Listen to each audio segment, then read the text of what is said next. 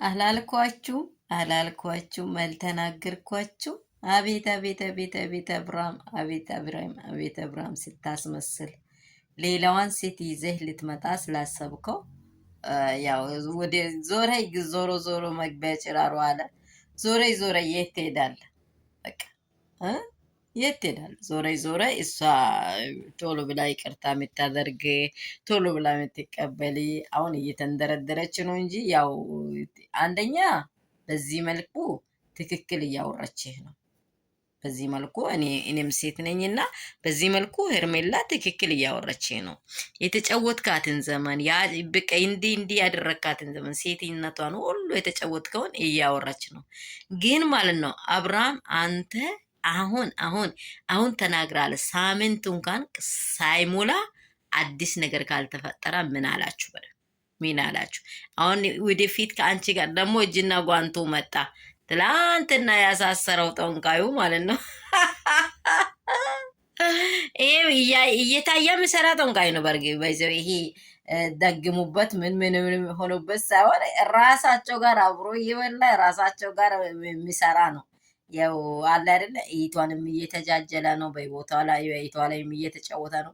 እንግዲህ በቃ ለዚህ ፋሚሊ እግዚአብሔር ወይ ስጦታቸው ነው ብዬ አላወራም። አይምሮ የሌላቸው ናቸው እንጂ ስጦታ አይባልም። አይምሮ ማስተዋል ከተሰጠን ብዙ ነገር እንድናቅ የተሰጠ ነገር አለ። አቤል ደግሞ ሰላም የኔ ቤተሰቦች እንደምናችሁ፣ ሁሉ ሰላም ሁሉ መልካም ነው። እንዴት አመሻችሁ? አብርሃም እግሯ ላይ ሳይወጥቆ እየለመናት ነው። ነገርየው ቪዲዮ ቀንጨብ ተደርጎ ነው የወጣው።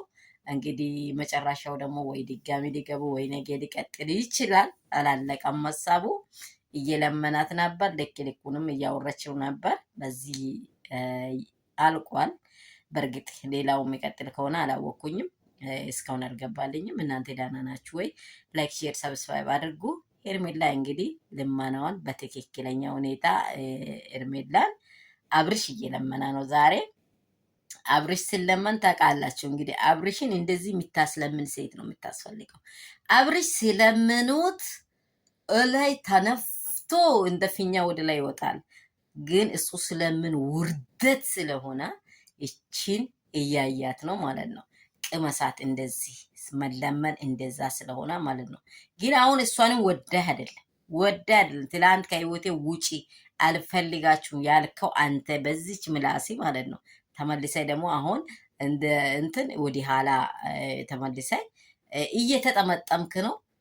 ያው እባብ እንዴት ነው የሚሆነው?